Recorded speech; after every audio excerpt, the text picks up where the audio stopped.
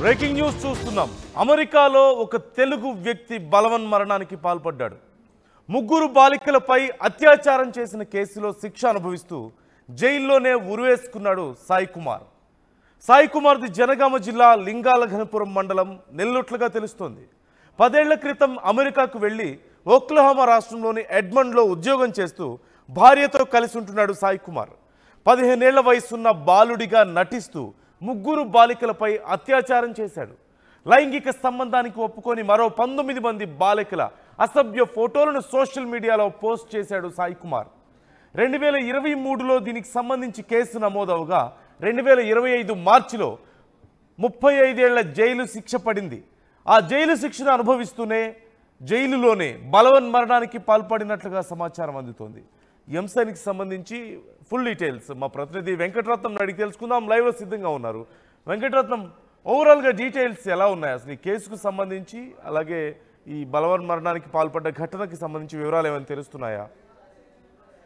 నందు, ప్రస్తుతం మనం ఇక్కడ జనగామ జిల్లా లింగాలఘనపురం మండలము నెల్లుట్ల గ్రామ పంచాయతీ పరిధిలోని ఇక్కడ పక్కనే ఆర్టీసీ కాలనీ ఉంటుంది. ఆర్టీసీ కాలనీలో తన ఇంటి దగ్గరే మనం ఉన్నాము. ఒక్కసారి మనం ఇక్కడ వివరాలు మాట్లాడుకుంటూ వాళ్ళ ఇంటి దగ్గర ఎట్లాంటి పరిస్థితులు చూద్దాము. కానీ ఇక్కడ ప్రస్తుతానికైతే ఇక్కడ ఎవరైతే సాయి కుమార్ ఉన్నాడో తను మాత్రము 10 ఏళ్ల క్రితమే ఇక్కడ అమెరికాకు వెళ్ళిపోయాడు. అమెరికాకు వెళ్ళిపోయి అక్కడ ఒక ఉద్యోగం చేసుకుంటూ 4 ఏళ్ల క్రితం వచ్చి మళ్ళీ ఇక్కడికి వచ్చిన తర్వాత తన బంధువుల అమ్మాయితోటి వివాహం చేసుకున్న తర్వాత మళ్ళీ తనను తీసుకొని ఇక్కడ అమెరికాకు వెళ్ళి ఓక్లహామాలోని ఎడ్మండ్ నగరంలో నివాసం ఉంటున్నటువంటి పరిస్థితి. అయితే ఇక్కడ దీని మీద ఇతని మీద ఉన్నటువంటి అభియోగాలు మాత్రం ఒక ముగ్గురు 15 ఏళ్ల వయసులోపే ఉన్నటువంటి ముగ్గురు మైనర్ బాలికలపై అత్యాచారం చేసినటువంటి ఆ ఘటన మీద ఇక్కడ పోలీస్ స్టేషన్లో కేసు నమోదైంది. అక్కడ పోలీసులు కూడా విచారణ చేసిన తర్వాత ఎవరైతే ఇక్కడ కుర్రెంల సాయి కుమార్ 31 సంవత్సరాలు ఉంటాడు, తను మొత్తం పూర్తిగా విచారణ చేశారు. ఇక్కడ 2023 అక్టోబర్లో ఇక్కడ కేసు నమోదైనటువంటి పరిస్థితి. ఆ తర్వాత అక్కడ ఉన్నటువంటి పోలీసులు విచారణ చేసిన తర్వాత మరో 19 మంది మైనర్ బాలికలను కూడా అక్కడ బెదిరించి అత్యాచారం చేసేటువంటి ప్రయత్నం చేశాడు. కానీ వాళ్ళు అందుకు ఒప్పుకోకపోవడంతో వాళ్ళకు సంబంధించినటువంటి ఆ పిక్స్ వీడియోస్ కూడా సోషల్ మీడియాలో పోస్ట్ చేశారు అన్నటువంటి విషయం తెలుస్తుంది. దీనిపై కూడా స్థానికంగా ఫిర్యాదు అందినటువంటి నేపథ్యంలో పోలీసులు దీన్ని తీవ్రంగా కఠినంగా తీసుకున్నారు. ఆ కేసు నమోదు చేసిన తర్వాత అక్కడ పూర్తి స్థాయి దర్యాప్తులో ఇక్కడ అనేకమైన ఆసక్తికరమైన అలాగే కొన్ని విషయాలు తెలిసిన తర్వాత అక్కడ పోలీసులు కూడా చాలా సీరియస్గా ఉండి ఇక్కడ ప్రభుత్వానికి అలాగే కోర్టుకు కూడా నివేదిక సమర్పించిన నేపథ్యంలో కోర్టు చాలా సీరియస్ అయ్యి 35 సంవత్సరాల శిక్ష విధించినటువంటి పరిస్థితి. అయితే 35 సంవత్సరాల శిక్ష అంటే మన దగ్గర యావజ్జీవిత కాలం అంటే 14 సంవత్సరాలే విధిస్తారు. ఆ తర్వాత మళ్ళీ ఇంకా పొడిగించేటువంటి అవకాశం ఉంటుంది. కానీ 35 సంవత్సరాలు అంటే తన జీవితం మొత్తం బయటికి వెళ్ళలేనటువంటి పరిస్థితి. అప్పటి వరకు కూడా తను అంటే ఉద్యోగం చేస్తూ బయట స్వేచ్ఛగా తిరుగుతూ జల్సాలు చేసినటువంటి సాయి కుమార్ మాత్రం 35 సంవత్సరాల జైలు శిక్ష అనగానే మనస్తాపానికి గురైనట్టుగా తెలుస్తుంది. అక్కడనే ఆ జైల్లోనే శిక్ష అనుభవిస్తున్నటువంటి క్రమంలో కూడా ఇక్కడ 2025 అక్టోబర్లో తనకి ఆ కోర్టు జైలు శిక్ష విధించిన తర్వాత జైల్లోనే ఉంటూ మానసిక స్థితి అనుభవిస్తున్నారు. అప్పటి వరకు ఆ సాయి కుమారు అలాగే తన భార్య ఎవరైతే ఉన్నారో తను కూడా బంధువులతోటి సరదాగా కూడా మాట్లాడేటువంటి పరిస్థితి, వీడియో కాల్స్లో కూడా అందరితోటి మాట్లాడుతున్నటువంటి పరిస్థితి. కానీ ఆ సంవత్సరం క్రితం నుండి కూడా వీడియో కాల్ లేకపోవడము, అలాగే బంధువులతోటి ఫోన్లో సరిగా మాట్లాడకపోవడము, ఒక రీసెంట్గా ఒక అకేషన్ ఉంటే ఎవరైతే సాయి కుమారు బావమరిది ఉన్నాడో తన పెళ్లికి కూడా సాయి కుమార్ యొక్క భార్య మాత్రమే వచ్చింది. సాయి కుమార్ రాకపోవడంతో ఎందుకు రాలేదన్నటువంటి ఒక సందేహాలు ఉన్నాయి. కానీ ప్రస్తుతానికి ఆ సమయంలో అతను జైల్లో ఉన్నట్టుగా తెలుస్తుంది. ఆ వీడియో కాల్స్ కూడా బంద్ కావడంతో అనేక అనుమానాలు ఉన్నాయి. ఫోన్లు కూడా మాట్లాడలేదు. ఏం జరిగిందో అన్నటువంటి ఒక ఆందోళన కూడా కుటుంబ సభ్యుల్లో నెలకొంది. కానీ పూర్తి స్థాయి విషయాలు మాత్రం ఎవరికీ తెలియలేదు.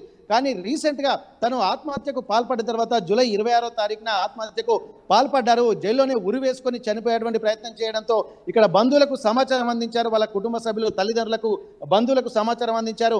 ఆ వెంటనే ఒక హతాశులైనటువంటి ఆ కుటుంబ సభ్యులు కూడా పూర్తి స్థాయిలో వాళ్ళ బంధువులకు అందరినీ సమాచారం సేకరించిన తర్వాత ఇక నిజమే ఆత్మహత్యకు పాల్పడ్డాను నిర్ధారణ చేసుకున్న తర్వాత హుటాహుటిన వాళ్ళను ఇక్కడికి తీసుకొచ్చేటువంటి ప్రయత్నం చేస్తారు. కానీ ఇక్కడ వీళ్ళకు తెలియని విషయం ఏంటంటే తను ఒక ముగ్గురు మైనర్ బాలికలు అలాగే 19 మందితో అసభ్యంగా ప్రవర్తించి జైలు శిక్షలో ఉన్నాడన్నటువంటి విషయం కూడా తెలియదు.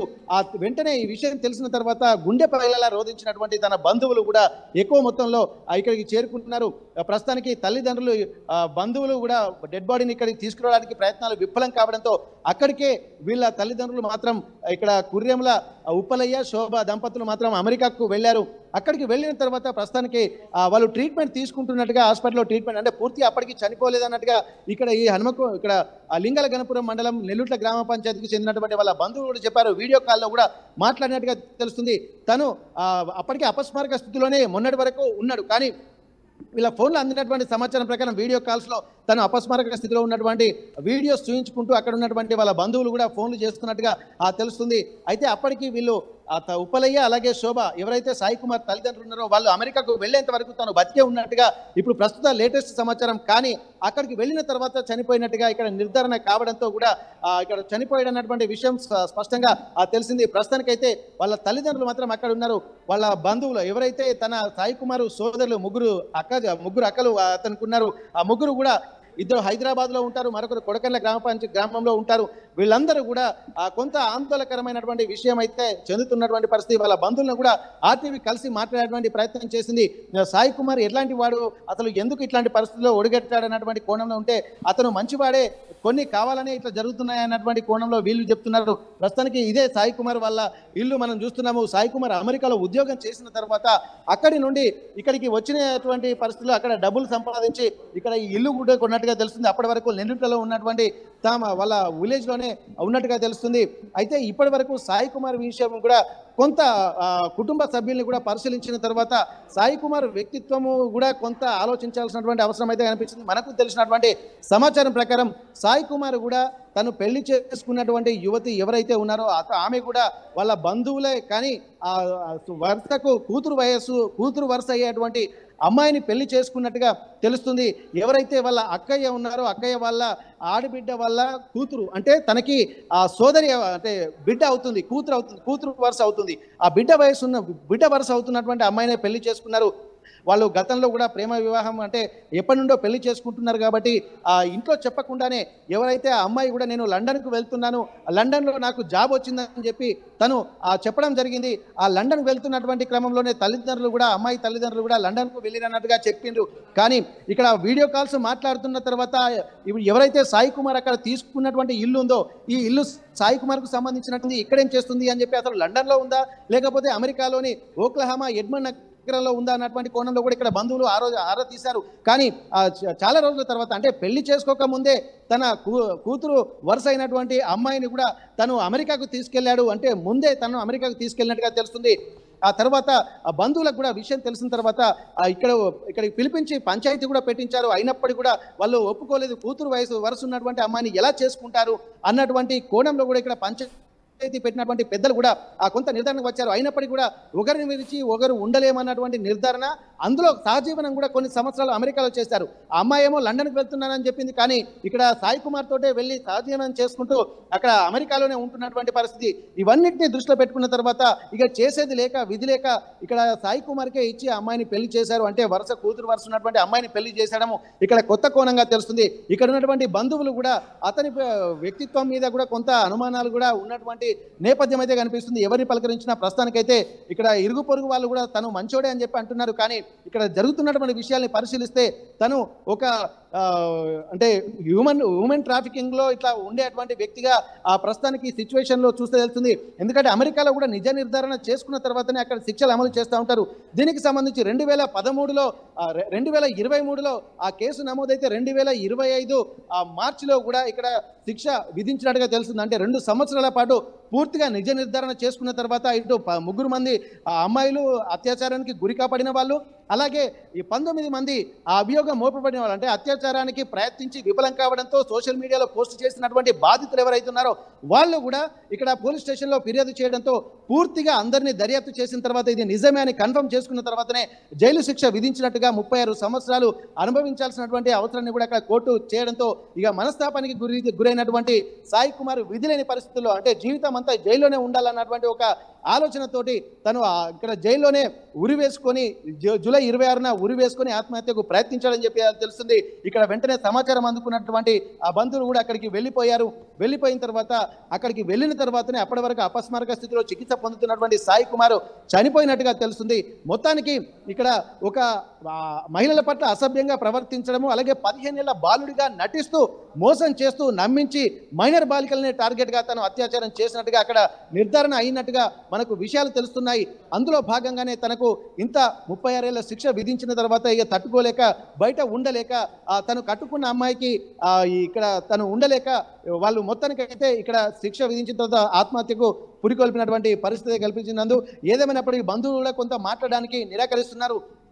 పూర్తి స్థాయి వివరాలు తెలియకుండా తాము ఏం చెప్పేది అన్నట్టు కూడా తెలుస్తుంది. ఎందుకంటే ఏం జరిగినా కానీ మళ్ళీ ఇక్కడ లోకల్లో ఉన్నటువంటి ఆ ఇంటర్నల్ కొంత అంటే వాళ్ళ కుటుంబ సంబంధాలు కూడా చెడిపోయేటువంటి అవకాశం ఉంటుంది. కాబట్టి ఎవరు స్పందించడానికి కూడా ముందుకు రావడం లేదు. నందు ప్రస్తుతానికైతే ఈ ఇంట్లోనే ఉంటున్నారు. ఇక్కడ నెల్లుట్ల గ్రామ పంచాయతీ పరిధిలోని ఇక్కడ ఆర్టీసీ కాలనీలో ఉన్నటువంటి ఇల్లు ఊరికి చివరగా ఉంది. ఇది కట్టిన ఇల్లే అతను అమెరికాకు పోయిన తర్వాత కొన్నట్టుగా తెలుస్తుంది. తను కూడా కొంత బాగానే సంపాదించినట్టుగా తెలుస్తుంది. మరి ఏం సంపాదించాడు అన్నటువంటి విషయాన్ని కూడా వెంకటరత్నం ఇప్పుడు అక్కడ పరిస్థితి ఏంటంటే ఆ వ్యక్తి ఇంతకీ ప్రాణాలతో ఉన్నాడా లేదా? మీరు చెప్తున్న దాని ప్రకారం మరి వీళ్ళతో పేరెంట్స్తో మాట్లాడే సమయానికి కూడా కొన ఊపిరితో ఉన్నాడు, హాస్పిటల్లో ఉన్నాడు అంటున్నారు కదా. ఇప్పటికీ కూడా ఈ స్టిల్ అలైవా, ప్రాణాలతోనే ఉన్నారా?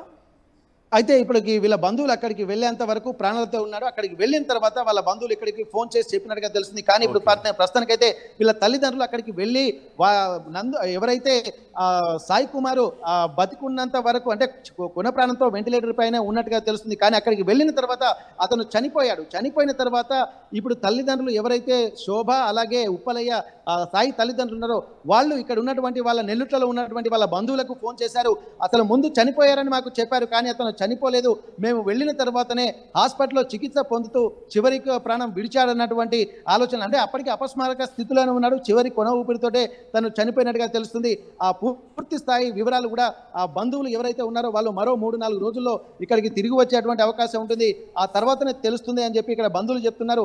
ఇప్పటి వరకు సోషల్ మీడియా మాధ్యమాల్లో కూడా అందరికీ తెలియని విషయం ఏంటంటే తను చనిపోయాడని అందరూ అనుకున్నారు. కానీ వీళ్ళ తల్లిదండ్రులు అక్కడికి వెళ్ళిన తర్వాతనే చనిపోయినట్టుగా వాళ్ళ తల్లిదండ్రులు ఫోన్ చేసి వాళ్ళ బంధువులకు చెప్పారు. నందు right thank you Venkataratnam, thanks for the details. మొత్తం మీద వ్యక్తి బలవన్మరణానికి పాల్పడిన తర్వాత హాస్పిటల్లో చికిత్స పొందుతూ మరణించినట్లుగా తెలుస్తుంది.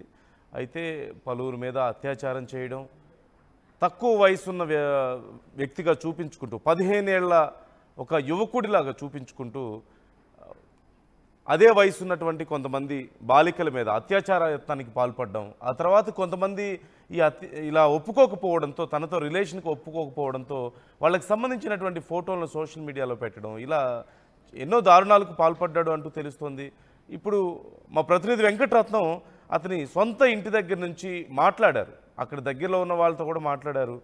భిన్న అభిప్రాయాలు, కొంతమంది లేదు మంచోడే అంటుంటే, కొంతమంది లేదు అతని బిహేవియర్ సరిగా ఉండదు అంటున్నారు.